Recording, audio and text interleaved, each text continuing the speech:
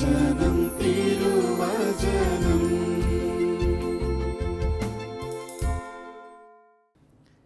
ഈശോമിശിഹായ്ക്ക് സ്തുതിയായിരിക്കട്ടെ. റോമാലേഖനം 11-ാം അധ്യായത്തിൻ്റെ 22-ാമത്തെ തിരുവചനം ഞാൻ ഓർമ്മപ്പെടുത്തും. ദൈവത്തിൻ്റെ കാരുണ്യവും കാഠിന്യവും നിൻ്റെ ശ്രദ്ധയിലിരിക്കട്ടെ. വീണവനോട് കാഠിന്യവും ദൈവത്തിൻ്റെ കൃപയിൽ നിലനിന്നാൽ നിന്നോട് കാരുണ്യവും അവിടുന്ന് കാണിക്കും. പ്രാർത്ഥിക്കാം ഒരു നിമിഷം. കർത്താവേ, ഞങ്ങളുടെ ജീവിതത്തിൽ ദൈവത്തിൻ്റെ കാരുണ്യത്തെ ഞങ്ങൾ തിരിച്ചറിയുന്നു. അവിടുന്ന് ചിലപ്പോഴൊക്കെ കഠിന നിലപാടുകൾ സ്വീകരിക്കുന്നതും ഞങ്ങൾ മനസ്സിലാക്കുന്നു. അല്ലേ ഈശോയെ, ജീവിതത്തിലുടനീളം അവിടുന്ന് ഇടപെടുന്നത് തിരിച്ചറിഞ്ഞ് ആനുപാതികമായിട്ട് മാറ്റം വരുത്തേണ്ടത് മനസ്സിലാക്കാൻ അഭിഷേകം തരണേ. വലിയ ദൈവകൃപയ്ക്കായി പ്രാർത്ഥിക്കുന്നു. അമ്മ മാതാവേ, പ്രത്യേകം ഞങ്ങളുടെ ഈ വചന മണിക്കൂറിൽ കൂടെ ആയിരിക്കണമേ. ഈ വചനത്തെ കൃത്യതയോട് കൂടിയിട്ടൊന്ന് മനസ്സിലാക്കാനുള്ള അഭിഷേകം തരണേ. ആഗ്രഹത്തോടെ പ്രാർത്ഥിക്കാം. നന്മ നിറഞ്ഞ മറിയമേ സ്വസ്തി, കർത്താവ് അങ്ങയോടുകൂടെ സ്ത്രീകളിൽ അങ്ങ് അനുഗ്രഹിക്കപ്പെട്ടവളാകുന്നു. അങ്ങയുടെ ഉദരത്തിൻ ഫലമായി ഈശോ അനുഗ്രഹിക്കപ്പെട്ടവനാകുന്നു. പരിശുദ്ധ മറിയമേ, തമ്പുരാൻ്റെ അമ്മേ, പാപികളായ ഞങ്ങൾക്ക് വേണ്ടി ഇപ്പോഴും ഞങ്ങളുടെ മരണസമയത്തും തമ്പുരാനോട് അപേക്ഷിച്ചു കൊള്ളണമേ. പ്രിയപ്പെട്ടവരെ, ദൈവത്തിൻ്റെ രണ്ട് മുഖത്തെക്കുറിച്ചുള്ള, രണ്ട് ഭാവങ്ങളെക്കുറിച്ചുള്ളൊരു സൂചനയാണ് ഇവിടെ തിരുവചനം. ഒന്ന് കാരുണ്യവും മറ്റൊന്ന് കാഠിന്യവും. ഒരുപക്ഷെ വിശുദ്ധ ഗ്രന്ഥം ആവർത്തിച്ച് ദൈവത്തെ പരിചയപ്പെടുത്തുന്നത് കാരുണ്യത്തിൻ്റെ വ്യക്തിത്വമായിട്ടാണ്. എന്നാൽ അവഗണിക്കാതെ തന്നെ വിശുദ്ധ ഗ്രന്ഥത്തിൽ നാം ദൈവം കാഠിന്യത്തിൻ്റെ നിലപാട് സ്വീകരിക്കേണ്ടതും കാണുന്നുണ്ട്. ഏതൊരു വ്യക്തിയുടെ ജീവിതത്തിലും വളരെ ശ്രദ്ധാപൂർവകമായിട്ട് ഇത് രണ്ടും ബാലൻസ്ഡ് ആയിട്ട് കൊണ്ടുപോകാനായിട്ട് കഴിയണം. തങ്ങളുടെ ഒരു അമ്മ, പ്രിയപ്പെട്ട മകൻ, ഭർത്താവ് നേരത്തെ മരിച്ചതാണ്. മകൻ കോവിഡ് ബാധിതനായി കുറേ ദിവസം ആശുപത്രിയിൽ കടന്ന് മരിക്കുന്നു. ഏക ആൺമകനാണ്, 2 പെൺമക്കളും. കുറേ നാളത്തേക്ക് ആ കുടുംബം മുഴുവനും ഒരു പ്രതിഷേധത്തിൻ്റെ ഭാവത്തിലായിരുന്നു. അവരുടെ വിശ്വാസ ജീവിതത്തെക്കുറിച്ചോ പശ്ചാത്തലങ്ങളെക്കുറിച്ചോ കാര്യമായിട്ട് എനിക്കൊന്നും അറിയില്ല. അവരോട് ഞാൻ അടിസ്ഥാനപരമായിട്ട് ഓർമ്മപ്പെടുത്തിയ ഒരു കാര്യം, മനസ്സിനെ കൃത്യതയോടുകൂടിയിട്ട് നിങ്ങൾ പറഞ്ഞ് പഠിപ്പിക്കേണ്ട ഒരു കാര്യം, ദൈവം നമ്മുടെ ജീവിതത്തിൽ നാശകരമായിട്ട്, നമുക്ക് ദോഷകരമായിട്ടൊരു പ്രവൃത്തി ചെയ്യില്ല എന്ന് ആവർത്തിച്ച് മനസ്സിനെ പഠിപ്പിക്കണം. പലപ്പോഴും ഇന്ന് ആളുകൾ വൈമുഖ്യം കാണിക്കുന്നൊരു മേഖലയാണ്. ദൈവം എന്നാലും ഇതുപോലൊരു ചതി ചെയ്തല്ലോ, അങ്ങനെയാണ് അവരും പറഞ്ഞിരുന്നത്. ദൈവം ഒരു വ്യക്തിയുടെ ജീവിതത്തിലേക്കും സഹനങ്ങളെ കൊടുക്കുന്നവനല്ല. ദൈവം ചിലപ്പോഴൊക്കെ ചില സഹനങ്ങളെ അനുവദിക്കുന്നു എന്നാണ് തിരുവചനങ്ങളും ആത്മീയ ചിന്തകളും ആത്മീയ പിതാക്കന്മാരും നമ്മളെ പഠിപ്പിക്കുന്നത്. ചില പാഠങ്ങൾ പഠിപ്പിക്കാൻ വേണ്ടിയിട്ട്, ജീവിതത്തിൽ ഞാനും നിങ്ങളുമൊക്കെ ചില മാറ്റങ്ങളിലേക്ക് ചേർന്ന് നിൽക്കാൻ വേണ്ടിയിട്ടാണ് ഒരുപക്ഷെ ദൈവം ചില സഹനങ്ങൾ നമുക്കായിട്ട് അനുവദിക്കുന്നത്. അത്തരമൊരു സഹന വഴികളിലൂടെ കടന്നു പോയാൽ മാത്രമാണ് ആ കുടുംബം രക്ഷാതീരത്തേക്ക് എത്തുമെന്ന് തിരിച്ചറിയാവുന്നതുകൊണ്ടാണ് ഞാൻ അവരോടും പറഞ്ഞു കൊടുത്തു, ഇത്തരമൊരു സഹന വഴികളിലൂടെ ദൈവം കടത്തിക്കൊണ്ടു പോകുമ്പോഴും ആ നഷ്ടപ്പെട്ടു പോയ മകൻ്റെ കുറവിനെ നികത്താൻ കഴിയുന്ന സാധ്യതകളെ ദൈവം ഒരുക്കി വെച്ചിട്ടാണ് അതൊക്കെ ക്രമപ്പെടുത്തിയത്. കാരണം ഈ കുടുംബത്തിൻ്റെ മുഴുവൻ കാര്യങ്ങളും, അവരുടെ ജീവിതത്തോട് ബന്ധപ്പെട്ട എല്ലാ കാര്യങ്ങളും പ്രിയപ്പെട്ടവരിലൂടെ ആ വ്യക്തി ഉണ്ടായിരുന്നപ്പോൾ എന്നതിനേക്കാൾ കൂടുതൽ മെച്ചമായിട്ട് ചെയ്യാൻ ആ കുടുംബത്തിൽ ഇന്ന് സാഹചര്യം ഒരുക്കിയിട്ടുണ്ട്. അർത്ഥത്രേ ഉള്ളൂ. ദൈവം ചിലപ്പോഴൊക്കെ കാരുണ്യത്തോടു കൂടിയിട്ട് ഇടപെടുകയും കാഠിന്യത്തോടുകൂടെ നിലപാടുകൾ സ്വീകരിക്കുകയും ചെയ്യുമ്പം നമ്മൾ രണ്ടിനെയും വില കുറച്ച് കാണേണ്ട, ഒന്നിനെ അമിത പ്രാധാന്യത്തോടെ മനസ്സിലാക്കുകയും വേണ്ട. രണ്ടും ഒരുപോലെ പ്രാധാന്യമുള്ളതാണ് എന്ന് തിരിച്ചറിയണം. റോമാലേഖനം 11-ാം അധ്യായത്തിൻ്റെ 21-ാമത്തെ തിരുവചനത്തിൽ നമ്മൾ എങ്ങനെയാണ് വായിക്കുന്നത്?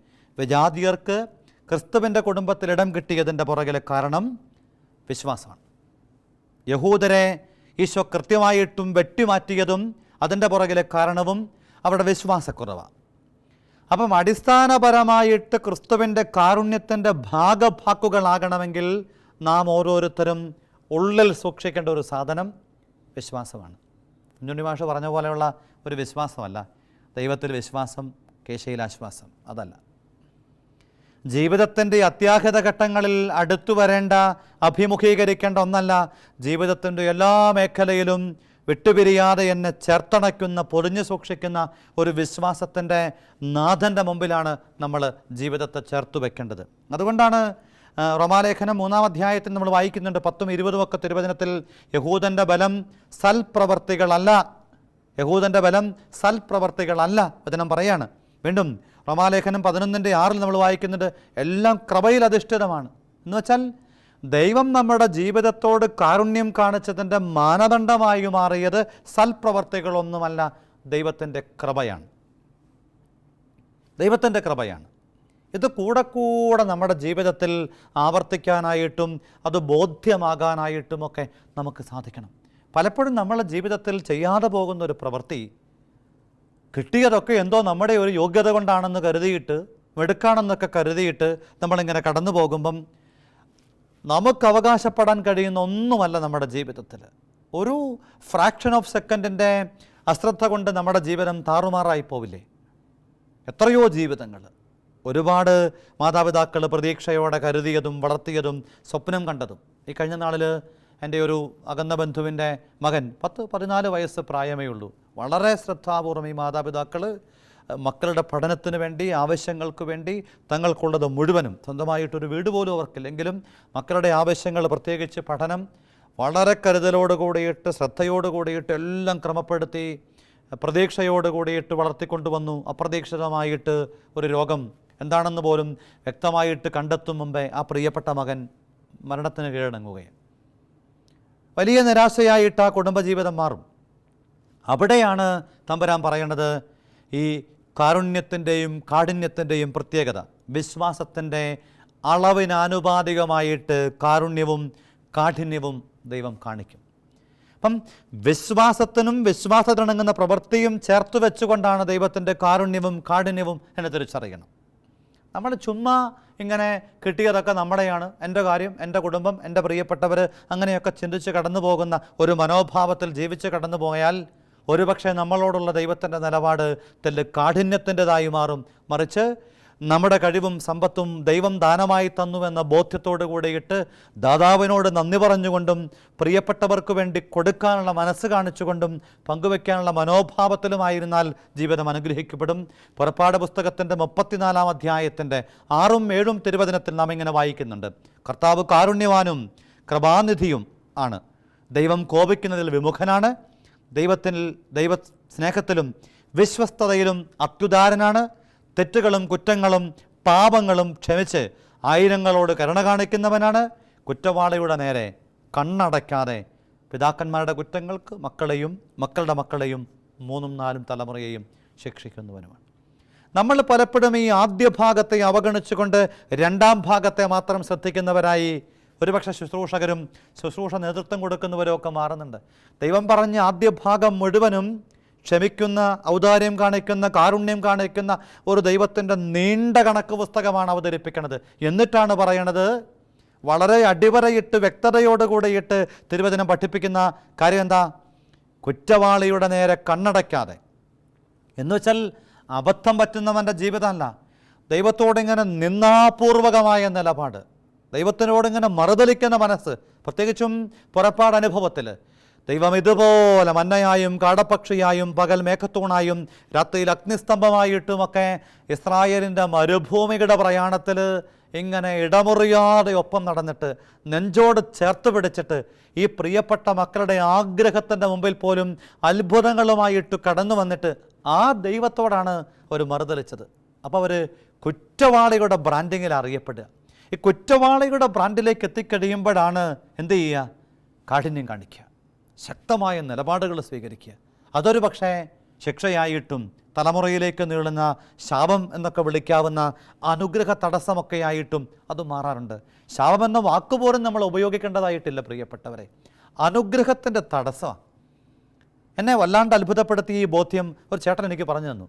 അച്ഛാ, ഈ മാതാപിതാക്കൾ, അദ്ദേഹം ഒരു വ്യക്തികളുടെ ജീവിതത്തെ ചുറ്റിപ്പറ്റിയാണ് ഈ കാര്യം എന്നെ മുമ്പിൽ അവതരിപ്പിച്ചത്. അതായത് അദ്ദേഹത്തിന് അറിയാവുന്ന ഒരു കുടുംബം അറുത്ത കൈക്കുപ്പ് തേക്കാതെ ഇങ്ങനെ വെട്ടിപ്പിടിച്ച് അന്യായത്തിൻ്റെ വഴിയിലൂടെ കുറേ കുതന്ത്രങ്ങളും വക്രതയും ഒക്കെ കാണിച്ച് അങ്ങനെ ചെയ്ത് സമ്പാദിച്ച് മക്കൾ കൈമാറിയ ഒരു മനുഷ്യൻ.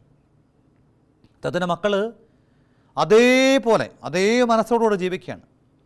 അദ്ദേഹം പറയാണ്, ആ കുടുംബത്തിന് സമ്പത്തും സൗകര്യങ്ങളും ഒക്കെ ഉണ്ടായിരിക്കെ തന്നെ മക്കളോടൊക്കെ ബന്ധപ്പെടുത്തിയിട്ട് എന്നും ദുരിതത്തിൻ്റെ കഥകളെ പറയാനുള്ളൂ. എന്നും എന്തൊക്കെയോ പ്രശ്നങ്ങളാണ് ആ വീട്ടിൽ. പ്രശ്നങ്ങൾ പരിഹരിക്കാനായിട്ടുള്ള അന്വേഷണത്തിൽ അവർ മനസ്സിലാക്കിയില്ലെങ്കിൽ ഈ ചേട്ടൻ വളരെ അടുപ്പമുള്ളത് കൊണ്ട് പറയാണ്, ആ കുടുംബത്തിൻ്റെ പ്രശ്നത്തിൻ്റെ കാരണം അപ്പനിൽ നിന്നും ആസ്തിയും പാസ്തികളുമൊക്കെ ഇവർ സ്വന്തമാക്കിയിട്ടുണ്ട്. എന്നുവെച്ചാൽ അപ്പൻ്റെ സമ്പാദ്യത്തിൻ്റെ അവകാശികളായി മാറിയ മക്കൾക്ക് ഈ മാതാപിതാക്കൾ വരുത്തിവെച്ച വിനകളുടെ കൂടെ പങ്കാളിത്തം കിട്ടും. എന്നെ വിസ്മയിപ്പിച്ചൊരു കാര്യമാണ്. എന്നുവെച്ചാൽ മാതാപിതാക്കളുടെ സമ്പത്ത്, അവരുടെ സ്വത്ത്, അവരിൽ നിന്ന് കൈമാറി കിട്ടിയ അനുഗ്രഹങ്ങൾ അത് മേടിക്കുന്നതിൻ്റെ ഒപ്പം ഇതിങ്ങനെ അരിച്ചിട്ട് അനുഗ്രഹം മാത്രമല്ല കിട്ടുക, അവർ ജീവിതത്തിൽ ചെയ്തു കൂട്ടിയ അതിക്രമങ്ങളുടെ ഒരു പരിഹാരം ചെയ്യുക എന്നതുകൂടെ നമ്മുടെ ജീവിതത്തിൻ്റെ ഭാഗമായിട്ട് മാറും. ഇവരത് ചെയ്യാൻ തയ്യാറില്ല. ഔദാര്യങ്ങളൊക്കെ പറ്റാൻ തയ്യാറാണ്, പക്ഷേ എന്തായാലും കുറവുണ്ടെങ്കിൽ അത് ഏറ്റെടുക്കാൻ തയ്യാറില്ല. പ്രിയപ്പെട്ടവരൊക്കെ മരിച്ചു കഴിയുമ്പം കയ്യിലും കാതയിലുള്ളത് കൊണ്ടുപോകാൻ തയ്യാറാണ്, പക്ഷേ അവർക്ക് കടമുണ്ടെങ്കിൽ വീട്ടാൻ കൊടുക്കാൻ ആരും തയ്യാറില്ല. ഇതേ മനസ്സ്. ശ്രദ്ധിക്കണം, ദൈവത്തിൻ്റെ ഈ കാരുണ്യത്തിൻ്റെ മുമ്പിൽ നമ്മുടെ നിലപാടുകളാണ് കാഠിന്യത്തിലേക്ക് ചുവടുമാറ്റാനായിട്ട് കാരണമായത് എന്ന് കണ്ടെത്തണം. 2022 നന്നായിട്ടൊരു ആത്മശോധന ചെയ്യണം. ദൈവമേ, എൻ്റെ കുടുംബത്തോടും ജീവിതാന്തസ്സിനോടും ജീവിതത്തോടുമൊക്കെ കാഠിന്യപൂർവ്വം നിലപാടുകൾ സ്വീകരിക്കാനായിട്ട് കൈമാറ്റത്തിലൂടെ എന്തെങ്കിലും ഉണ്ടെങ്കിൽ അതൊന്ന് കൈകാര്യം ചെയ്യണം. ഇനി എൻ്റെ ജീവിതത്തോട് കാരുണ്യം കാണിച്ചതിന് നന്ദിയോടുകൂടെ നിൻ്റെ മുമ്പിൽ ആയിരിക്കാനുള്ള അഭിഷേകത്തിന് വേണ്ടി കൂടെ പ്രാർത്ഥിക്കണം. പ്രിയപ്പെട്ടവരെ, റോമാലേഖനം 2-ാം അധ്യായത്തിൽ വളരെ വ്യക്തതയോടുകൂടിയിട്ട് തിരുവചനം 4-ഉം 5-ഉം വചനത്തിൽ പറയുന്നുണ്ട്, അവിടുത്തെ നിസ്സീമമായ കരുണയും സഹിഷ്ണുതയും ക്ഷമയും നീ നിസ്സാരമാക്കരുത്. പൗലോസ് പറയാണ്, ദൈവമിങ്ങനെ കാരുണ്യം കാണിക്കുന്നു എന്നതുകൊണ്ട് നീ വല്ലാണ്ടതിനെ ലാഘവത്തോടെ കാണരുത്. വീണ്ടും വചനം തുടരുകയാണ്, നിന്നെ അനുതാപത്തിലേക്ക് നയിക്കാൻ വേണ്ടിയിട്ട്, അതൊക്കെ അനുതാപത്തിലേക്ക് നയിക്കാൻ വേണ്ടിയിട്ടാണ് ദൈവം നിന്നോട് സഹിഷ്ണുതയും ക്ഷമയൊക്കെ കാണിക്കുന്നത്. ദൈവത്തിൻ്റെ കരുണയുടെ ലക്ഷ്യം എന്ന് നീ ഓർമ്മിക്കണം. വീണ്ടും വചനം തുടരുകയാണ്, ദൈവത്തിൻ്റെ നീതിയുക്തമായ വിധി വെളിപ്പെടുന്ന ക്രോധത്തിൻ്റെ ദിനത്തിലേക്ക് നിൻ്റെ കഠിനവും അനുതാപരഹിതവുമായ ഹൃദയം നിമിത്തം നിനക്ക് ക്രോധം സംഭരിച്ചു വയ്ക്കും. എന്ന് വെച്ചാൽ അർത്ഥത്രേ ഉള്ളൂ, നമ്മൾ നീതിയില്ലാതെ ദുഷ്ടതയോടെ വക്രതയോടെ പെരുമാറിയാൽ നമ്മുടെ ജീവിതത്തിലേക്ക് കഠിനമായ ദൈവത്തിൻ്റെ ഇടപെടലുകൾ ഉണ്ടാകും. ഈ വാൻ തുവാൻ എന്ന് പറയുന്ന വിയറ്റ്നാമിലെ ബിഷപ്പ് ജോൺ പോൾ രണ്ടാമൻ മാർപ്പാപ്പയെ ധ്യാനിപ്പിച്ചപ്പം മനോഹരമായിട്ട് ദൈവത്തിൻ്റെ ക്രിസ്തുവിൻ്റെ മറവിയെക്കുറിച്ച് പറഞ്ഞു അത്രേ. അത് കരുണയോടൊക്കെ ബന്ധപ്പെട്ട് മനസ്സിലാക്കണം, നല്ലതാണ്. ക്രിസ്തുവിൻ്റെ ജീവിതത്തിന് 5 മേഖലയിൽ മറവി ഉണ്ടായിരുന്നു എന്നാണ് ഈ ബിഷപ്പ് വാൻ തുവാൻ ജോൺ പോൾ രണ്ടാമൻ മാർപ്പാപ്പയെ ധ്യാനിപ്പിച്ചപ്പോൾ പറഞ്ഞത്. ഒന്നാമത്തെ കാര്യം, ക്രിസ്തുവിൻ്റെ ജീവിതത്തിനുണ്ടായിരുന്ന പ്രത്യേകതയായിട്ട് അദ്ദേഹം പറയുകയാണ്, കുറവുകളെക്കുറിച്ച് പറയുകയാണ്. ക്രിസ്തുവിൻ്റെ ജീവിതത്തിൻ്റെ 5 കുറവുകളെക്കുറിച്ച്. ഒന്നാമത്തെ കുറവ്, ക്രിസ്തുവിന് ഭയങ്കര മറവിയായിരുന്നു. ക്രിസ്തു ഇങ്ങനെ പാപത്തിൻ്റെ കണക്ക് പുസ്തകങ്ങളൊന്നും സൂക്ഷിച്ചു വെക്കാതെ മറവിയുള്ളവനായിരുന്നുവെന്ന് ബിഷപ്പ് വാൻ തുവാൻ ജോൺ പോൾ രണ്ടാമൻ പാപ്പയോട് ഓർമ്മപ്പെടുത്തി കൊടുത്തു. രണ്ടാമത്തെ കാര്യം, ക്രിസ്തുവിന് കണക്കറിയില്ലായിരുന്നു. മാത്തമാറ്റിക്സിൽ വളരെ പൂറായിരുന്നു ക്രിസ്തു. തമ്പുരാൻ ഇങ്ങനെ കണക്കുകൾ സൂക്ഷിക്കുന്ന, ഈ കണക്ക് കൂട്ടലുകൾ ജീവിക്കുന്ന ഒരു വ്യക്തിത്വമായിരുന്നില്ല എന്ന് കൃത്യമായിട്ടും തിരുവചനത്തിൽ നമുക്ക് വായിച്ചെടുക്കാൻ കഴിയും. മൂന്നാമത്, ക്രിസ്തുവിൻ്റെ കുറവായിട്ട് അദ്ദേഹം അവതരിപ്പിച്ചത് ആവശ്യമില്ലാതെ സാഹസമെടുക്കുന്നവനായിരുന്നു. ഒരു കാര്യമില്ലാതെ ക്രിസ്തു ഈ പുൽക്കൂട്ടിൽ ജനിച്ചു, സഹനത്തിൻ്റെ സാഹസ വഴികളിലൂടെ കടന്നുപോയി. അതൊക്കെ വല്ല കാര്യമുള്ള കാര്യമാണോ? വേണമെങ്കിൽ അങ്ങനെ ചിന്തിക്കാം. നാലാമത്തേത്, പ്രായോഗിക ബുദ്ധി തീരെ ഇല്ലാത്തവൻ ആണ് ക്രിസ്തു എന്നാണ് ബിഷപ്പ് വാൻ തുവാൻ മാർപ്പാപ്പയ്ക്ക് ഉപദേശമായിട്ട് പറഞ്ഞു കൊടുത്തത്. അഞ്ചാമത്തേത്, സാമ്പത്തിക ശാസ്ത്രം അറിയാത്ത ക്രിസ്തു. ഇതിനെല്ലാം കൂടിയിട്ട് ഒറ്റവാക്കിൽ നമുക്ക് വിളിക്കാൻ പറ്റും, കാരുണ്യത്തിൻ്റെ മുഖമുള്ള ക്രിസ്തു. കാരുണ്യത്തിൻ്റെ മുഖമുള്ള ക്രിസ്തുവിനാണ് പ്രിയപ്പെട്ടവൻ്റെ ജീവിതത്തെ അവൻ്റെ കുറവുകളെ മറക്കാനും അവൻ്റെ ജീവിതത്തിൻ്റെ കണക്കുകളെക്കുറിച്ച് വലിയ ശ്രദ്ധയില്ലാതെ ജീവിക്കാനും ആവശ്യമില്ലാതെ സാഹസങ്ങൾ ഏറ്റെടുക്കാനും പ്രായോഗിക ബുദ്ധിയില്ലാതെ നിലപാടുകൾ സ്വീകരിക്കാനും സാമ്പത്തിക ശാസ്ത്രത്തിൻ്റെ അടിത്തറയില്ലാതെ ഒരു ജീവിതശൈലി സ്വീകരിക്കാനും ഒക്കെ കഴിഞ്ഞത്. അപ്പം ക്രിസ്തു ജീവിതം നമുക്ക് നൽകുന്ന മനോഹരമായ സുന്ദരമായ ഒരു പാഠമാണ് കാരുണ്യത്തിൻ്റെ പാഠം. കാരുണ്യത്തിൻ്റെ കർമ്മം ചെയ്യുമ്പം ഒരു വ്യക്തിയുടെ ശരീരത്തിനുണ്ടാകുന്ന മാറ്റത്തെക്കുറിച്ച് പഠനം പണ്ടൊരിക്കൽ ഞാൻ സൂചിപ്പിച്ചിട്ടുണ്ട്. അത് മറ്റൊന്നുമായിരുന്നില്ല, ശരീരത്തിലെ 2 പ്രധാനപ്പെട്ട കാര്യങ്ങൾ നടക്കുമ്പോൾ കിട്ടുന്ന ഊർജത്തെക്കാൾ കൂടുതൽ ഏറ്റവും ശരീരത്തിന് പ്രിയങ്കരമായ 2 കാര്യം, 1 ഭക്ഷണവും 2 സെക്സുമാണ്. ഈ 2 കാര്യങ്ങളും ശരീരം സ്വീകരിക്കുമ്പോൾ ഉണ്ടാകുന്ന ഊർജത്തെക്കാൾ ഉപരി ഊർജം ഈ കാരുണ്യ പ്രവർത്തികൾ ചെയ്യുമ്പം ശരീരത്തിലുണ്ടാകുന്നുവെന്ന് ഓക്സ്ഫോർഡിലെ ഒരു യൂണിവേഴ്സിറ്റിയുടെ പഠനം തെളിയിക്കുന്നുണ്ട്. അത്രയ്ക്ക് അനുഗ്രഹീതമാണ് തമ്പുരാൻ്റെ ഈ കാരുണ്യത്തിൻ്റെ ശൈലി. അത് ക്രിസ്ത്യാനികളുടെ മുഖമുദ്രയായിട്ട് മാറണം. കാരുണ്യവർഷ പ്രഖ്യാപനത്തിൽ മാർപ്പാപ്പ പറഞ്ഞു, ക്രിസ്ത്യാനി നീ കൃത്യമായും തിരിച്ചറിയണം, ക്രിസ്തു സഭയിലൂടെ സ്വപ്നം കണ്ടത് കാരുണ്യത്തിൻ്റെ കർമ്മമുഖമുള്ളൊരു ജീവിതമാണ്. അത് തിരികെ പിടിക്കാൻ വേണ്ടിയിട്ടാണ് കാരുണ്യവർഷത്തിൻ്റെ പ്രഖ്യാപനം ഫ്രാൻസിസ് പാപ്പയിലൂടെ നടത്തിയത്. ഇനി ഈ ചിന്തയുടെ അവസാന ഭാഗത്ത് നമ്മളെത്തുമ്പം ഈ കാഠിന്യത്തിൻ്റെ ധ്യാനം, അതിലൂടെ ഉണ്ടാകുന്ന ഒരു ഭയം നമ്മുടെ ഉള്ളിൽ ചില ഫലങ്ങളുണ്ടാക്കും. ക്രിസ്തുവിൻ്റെ നിലപാടിനകത്ത് കാഠിന്യമുണ്ട് എന്ന് നമ്മൾ പറയുമ്പം അതിൻ്റെ പുറകിലെ ഒരു സത്യം നമ്മൾ തിരിച്ചറിയണം. അത് നമ്മളെ ഭയപ്പെടുത്തിയിട്ട് ഓടി രക്ഷപ്പെടുത്താൻ വേണ്ടിയിട്ടല്ല. നമ്മൾ ആ കാഠിന്യത്തെക്കുറിച്ചുള്ള ധ്യാനത്തിൻ്റെ അല്ലെങ്കിൽ ആ വിഷയത്തിൻ്റെ ധ്യാനത്തിലൂടെ നമ്മളിൽ ചില മാറ്റങ്ങളുണ്ടാകും. ഒന്നാമത്തെ മാറ്റം, നമ്മൾ കാരുണ്യത്തിൽ കൂടുതൽ ആശ്രയിക്കാൻ പഠിക്കും. ദൈവത്തിൻ്റെ കാഠിന്യത്തെക്കുറിച്ച് നമ്മൾ അറിയാൻ തുടങ്ങുമ്പം, ദൈവം ചിലപ്പോഴൊക്കെ കണക്ക് ചോദിക്കുന്നവനാണെന്ന ബോധ്യമുള്ളിൽ നിറഞ്ഞു കഴിയുമ്പം നമ്മൾ എന്തു ചെയ്യും? കുറച്ചും കൂടെ ശ്രദ്ധിക്കാൻ തുടങ്ങും. ചുമ്മാ വലിച്ചു വാരിയിട്ടാൽ ഒന്നുമില്ല. അപ്പനും അമ്മയും ഉപയോഗിക്കുന്ന പണത്തിന് കണക്ക് ചോദിക്കും. എനിക്കൊരു കുടുംബത്തെ അറിയാം. മക്കളോട് മാതാപിതാക്കൾ പറഞ്ഞു, എത്ര രൂപ കിട്ടിയാലും അത് ഡയറിയിൽ എഴുതി വെക്കണം, ഡേറ്റ് ഇട്ട്. എന്ത് ചിലവാക്കിയാലും അത് എഴുതി വെക്കണം. എന്നോട് പറഞ്ഞൊരു കാര്യം, ആ അപ്പനും അമ്മയും പറഞ്ഞൊരു കാര്യം, മക്കളുടെ ജീവിതത്തിലേക്ക് ഒരു ശൈലി രൂപപ്പെടുത്താൻ വേണ്ടിയിട്ടാണ് മിച്ചമുള്ളത് മേടിക്കാനൊന്നും അല്ല. എത്ര കൃത്യതയോട് കൂടിയിട്ടാ ഈ കാഠിന്യത്തെക്കുറിച്ചുള്ള ബോധ്യങ്ങൾ നമ്മുടെ ജീവിതത്തിൽ കാരുണ്യത്തിലേക്കൊന്ന് ചുവടുമാറാനായിട്ടും കൂടുതൽ കാരുണ്യത്തിലേക്ക് ശ്രദ്ധിക്കാനായിട്ടും നമ്മളെ ക്ഷണിക്കും എന്നത് ഓർക്കണം. 1 യോഹന്നാൻ 4:18 അതിനെ ഓർമ്മപ്പെടുത്തും, യഥാർത്ഥ സ്നേഹമുള്ളിടത്ത് ഭയം ഉണ്ടാവില്ല. യഥാർത്ഥ സ്നേഹമുള്ളിടത്ത് ഭയം ഉണ്ടാവില്ല. നമുക്ക് ഈ കാഠിന്യത്തെക്കുറിച്ചുള്ള അതിനോട് ബന്ധപ്പെടുത്തിയ ഭയം മാറണമെങ്കിൽ നമ്മളിങ്ങനെ ദൈവത്തിൻ്റെ കാരുണ്യത്തെ ആവർത്തിച്ച് ധ്യാനിച്ച് ആ സ്നേഹത്തിലേക്ക് നമ്മെ ഒന്ന് ചേർത്ത് വയ്ക്കാനായിട്ട് തയ്യാറാവണം. രണ്ടാമത്തെ ഒരു കാര്യം, ഈ കാഠിന്യം നമ്മുടെ ധ്യാനമാകുമ്പം കുറച്ചുകൂടെ ഗൗരവത്തിൽ ജീവിതത്തെ കാണാനായിട്ട് പഠിക്കും. അത് നമ്മുടെ ജീവിതത്തിൽ കുഞ്ഞുങ്ങളെയൊക്കെ പഠിപ്പിക്കണം. ഞാൻ പലപ്പോഴും എൻ്റെ വീട്ടിലും മറ്റ് പലയിടങ്ങളിലുമൊക്കെ പറയും, ഈ സാധനങ്ങൾ നഷ്ടപ്പെടുത്തിക്കളെ, പ്രത്യേകിച്ച് ഭക്ഷണമൊക്കെ നമുക്ക് എന്തുമാത്രം ഉണ്ടെങ്കിലും ആവശ്യം പോലെ മക്കൾ കഴിച്ചോട്ടെ, നഷ്ടപ്പെടുത്താനായിട്ട് അനുവദിക്കരുത്. ഒരു പ്രാവശ്യം കൊടുക്കുന്നു, വേണമെങ്കിൽ വീണ്ടും പല ആവർത്തി വാങ്ങിച്ചു കൊള്ളട്ടെ, ഒരിക്കലും ചെയ്യും. ചില മനുഷ്യരൊക്കെ പ്രത്യേകിച്ചും ആഘോഷങ്ങൾക്കൊക്കെ പോകുമ്പം ചുമ്മാ ഇങ്ങനെ 2ാമതും 3ാമതും ഒക്കെ മേടിച്ചിട്ട് വളരെ അശ്രദ്ധയോട് കൂടിയിട്ട് വേസ്റ്റാക്കുന്ന കാണുമ്പോൾ സങ്കടം വന്നിട്ടുണ്ട്. ആദ്യത്തെ പ്രാവശ്യം വിളമ്പിയത് കൂടിപ്പോയത് കൊണ്ട് ചിലപ്പം മിച്ചം വരും നമുക്ക് മനസ്സിലാകും. ബിരിയാണി ഒരാൾക്ക് വിളമ്പി കൊടുത്തത് കൂടുതലായിപ്പോയി, അല്ലെങ്കിൽ അതിനകത്ത് കഷ്ണം കൂടിപ്പോയി, അത് വേസ്റ്റാക്കുന്ന നമുക്ക് കുറച്ചും കൂടെ മനസ്സിലാവും. ഇതങ്ങനെയല്ല. 2ാം വട്ടവും 3ാം വട്ടവും കൃത്യമായിട്ടും ചോദിച്ചു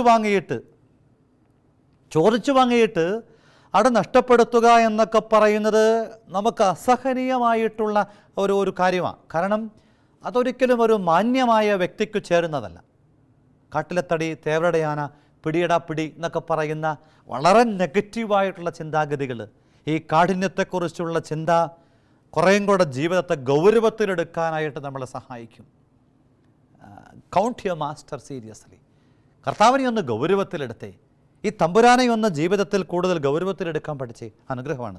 3ാമത്തെ കാര്യം, ഈ കാഠിന്യത്തോട് ബന്ധപ്പെടുത്തിയ ഭയം വഴിയായിട്ട് കുറച്ചും കൂടെ നമുക്ക് ദൈവത്തിൻ്റെ മാധുര്യം ആസ്വദിക്കാൻ പറ്റും. അത് മനസ്സിലാക്കണമെങ്കിൽ ജീവിതം എപ്പോഴും സന്തോഷത്തിൻ്റെ, ആനന്ദത്തിൻ്റെ തലങ്ങളിലൂടെ മാത്രം കടന്നു പോയാൽ യേസു മാത്രം കേട്ട് വളർന്നാൽ ജീവിതത്തിൽ എപ്പോഴെങ്കിലുമൊക്കെ നോ പറയുമ്പം നമ്മൾ ആകെപ്പാടെ സ്റ്റണ്ടായി പോവും. ഒരു കുടുംബജീവിതത്തിൻ്റെ തകർച്ചയുടെ പുറകിൽ കാരണത്തെക്കുറിച്ച് പോലും പിന്നീട് മാതാപിതാക്കൾ എൻ്റെ മുമ്പിൽ ഒരു കുമ്പസാരം പോലെ പങ്കുവെച്ച കാര്യം ഇതാ: അച്ഛാ, ഞങ്ങളിങ്ങനെ എല്ലാം കൊടുത്ത് ഭയങ്കരമായിട്ടിങ്ങനെ സൊഫസ്റ്റിക്കേറ്റഡ് ആയിട്ട് കംഫർട്ട് സോണിൽ വളർത്തിക്കൊണ്ട് വന്നുകൊണ്ട് കഷ്ടതയറിയാതെ, സഹനമറിയാതെ, അങ്ങനെ ജീവിതത്തിൽ വേണ്ട വിധത്തിലുള്ള ശിക്ഷണങ്ങൾ കൊടുക്കാതെ, പരിശീലനം കൊടുക്കാതെ. പണ്ടൊക്കെ നമ്മുടെ കാർന്നവന്മാർ ചെയ്തിരുന്നൊരു പ്രവൃത്തിയാണ് ഇരിക്കാനും നടക്കാനും കിടക്കാനും സംസാരിക്കാനും ഒക്കെ പഠിപ്പിച്ചിരുന്നു. ഇന്നിപ്പം പലതുമില്ല. എനിക്കറിയാവുന്ന ഒരു യൂറോപ്പിലെ ഒരു കുട്ടി 2-2.5 വയസ്സ് വരെ മിണ്ടിക്കൊണ്ടിരുന്ന ഒരു കുട്ടിയാണ്. പിന്നെ മിണ്ടാണ്ടായി.